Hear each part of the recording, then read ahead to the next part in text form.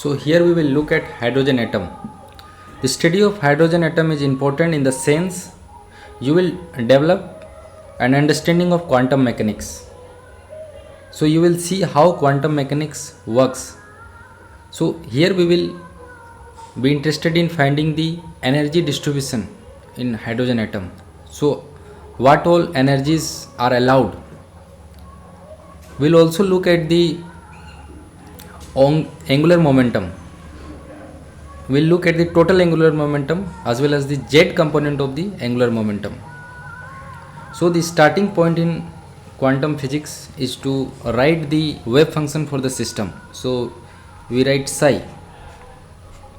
So this wave function contains all the information you need. So be it your energy, momentum, angular momentum, position, so whatever information you require is contained here. So this is one of the postulates of quantum mechanics. So whatever system you have, corresponding to that you will have one wave function, and this is how symbolically that wave function is written. You can write it another way also. You can write it like this also, right? So there are many ways of writing the wave function, but the essence here is that wave function contains all the information. So now the question comes, how to extract the information. Like we are interested in finding the energy, we are interested in finding the angular momentum. So how to extract that information? So in quantum mechanics, the rule says corresponding to these informations, we call it observables. So corresponding to these observables you have an operator. So operator is denoted by a cap symbol. So whenever you see this cap in quantum mechanics, you understand that this is an operator. So this operator acts on the wave function, right? Then you get an eigenvalue. So this is an eigenvalue. So this value corresponds to the measurements. So when you operate, let's suppose this is an energy operator, right? So when it operates on the wave function, you get a value. So this value corresponds to the energy, right? So corresponding to different operator, you have a different eigenvalue. So this thing we are going to apply here to measure the energy, to measure the angular momentum. So one thing to note here is that if you look this from mathematics point of view, this is an eigenvalue equation. So whenever you operate with some operator, okay, and this wave function doesn't change, it is same as it is, then this is called an eigenket. So suppose you want to measure an energy. So to measure an energy, we will use an Hamiltonian operator. So this corresponds to two things: kinetic energy operator plus potential energy operator, right? So when this Hamiltonian operator will operate on the wave function psi, it will give you energy. So you will get an energy. So this will hold when this psi is an energy eigenket, right? So in general, this psi may not be energy eigenket. So in that case, what you have to do? You have to decompose this psi. You have to decompose this psi as a linear combination of all those eigenkets. So let's suppose this is an energy eigenket. Okay, energy eigenket meaning when you operate this psi on this eigenket, you will get E psi. So in general, this may not be true. So in that case, what you have to do? You have to write this psi as a linear combination of all this, right?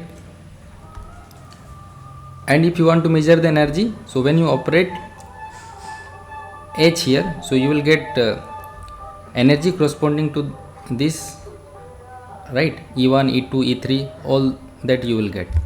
So let's apply here.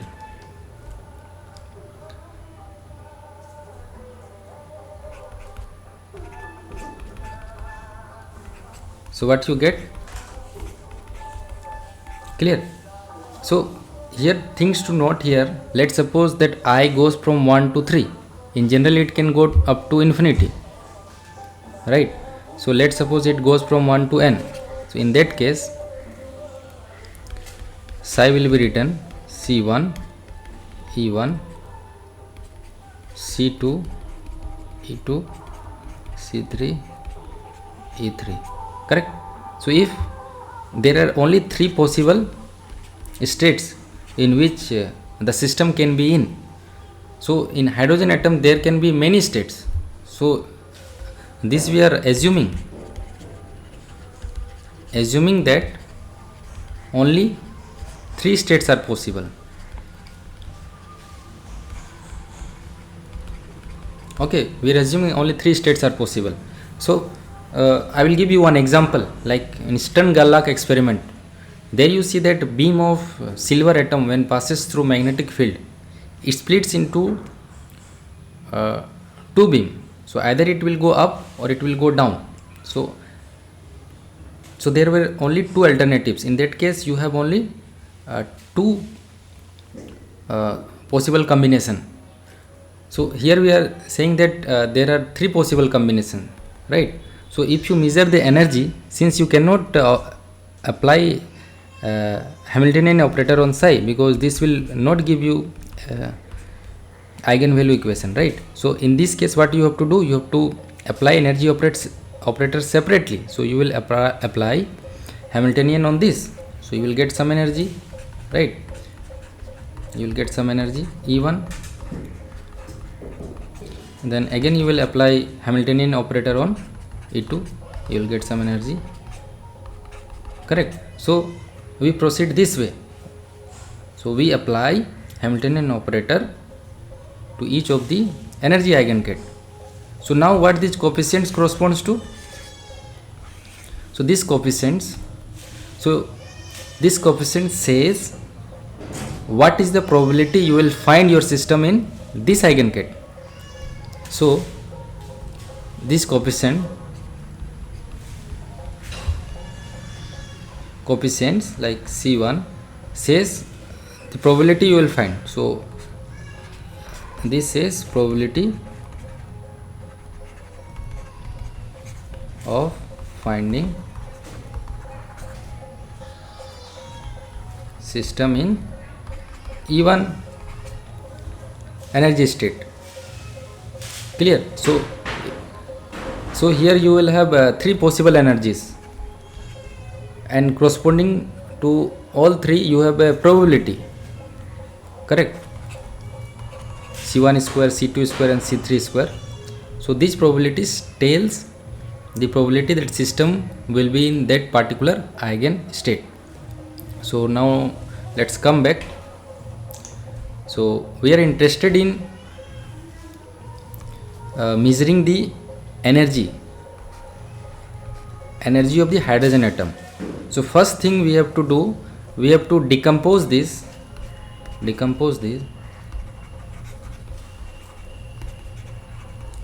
as a linear combination of energy eigengate, right? So how we will do that? We will operate this energy eigengate with an identity operator. Clear? So here identity operator is what? Your energy eigengate.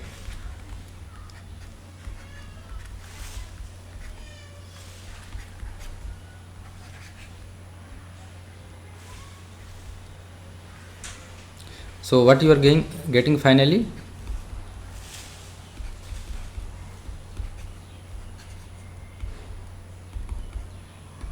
So in general it can go from 1 to n.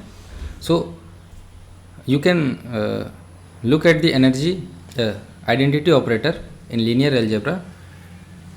This will make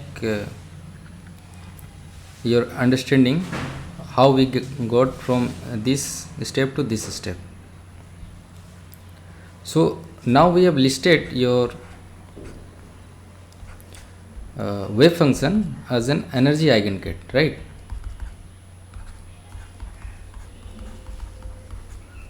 Clear? So in general, let's suppose your system, you don't know where your system is, in which eigengate your system is. So in general, what you can say, if you take any eigengate, then you can say the result what you will get is ease of I. So this is the equation you can expect, right? So this I represents in which state it is. So it can be in I equal to 0, I equal to 1. So many states are possible. So I am changing the notation, I am writing it n, right? So we are going to solve this equation.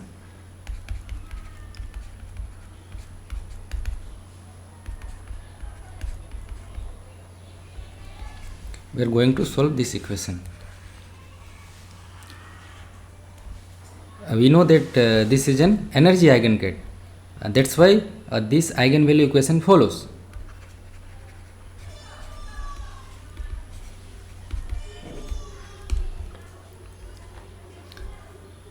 So to do that, what we have to do? First we have to write H. We have to express H in terms of kinetic energy and potential energy. So kinetic energy, you know, it's P square over 2m, and potential energy, so let's suppose it's a function of position. So this is the Hamiltonian you got. So this is the Hamiltonian you got. So once you know the Hamiltonian, you can find the energy eigengates also, and with that you can calculate what is the energy. So we are going to do that here. So P square, you know already that momentum, it's written, this is the x component of angular momentum. So in general you can write it this way also. So this del represents partial derivative. Since x subscript x is there, so only partial derivative with respect to x is there. So if you want to find in general the momentum, it will be, so this means its derivative is over x, y and z, and P square means del square. So from this you can say your H operator, how it looks.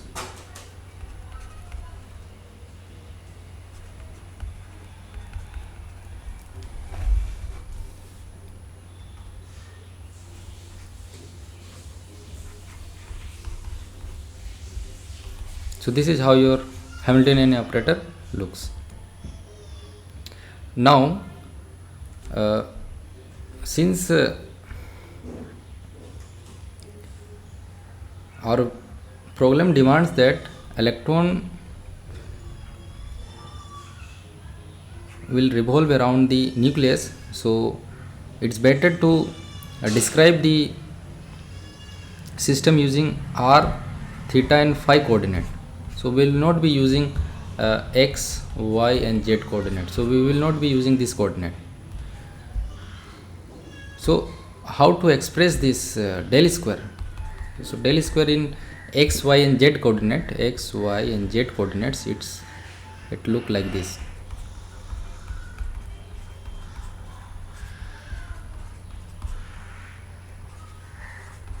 Right? In spherical coordinate, it has this form.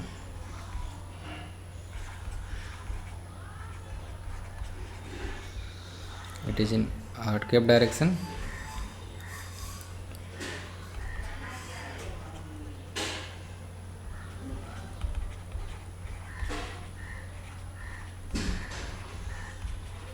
It's in theta cap direction.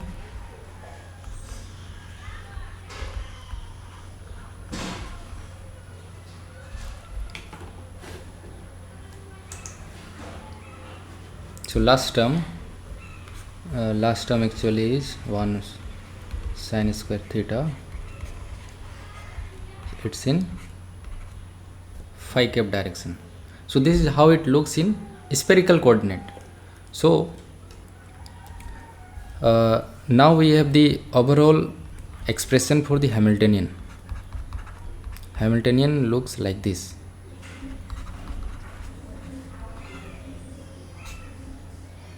One over r square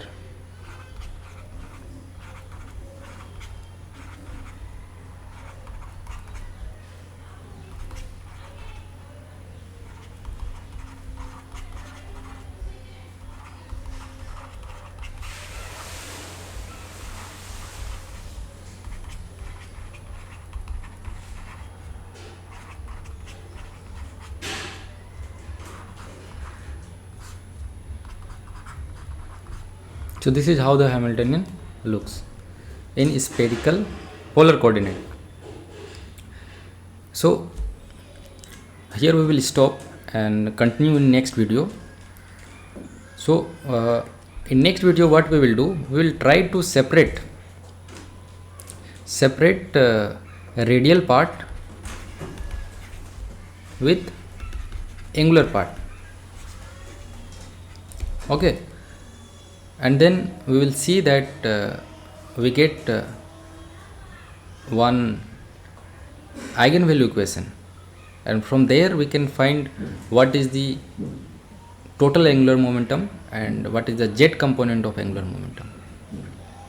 So this is this for this video. We will meet again in next video.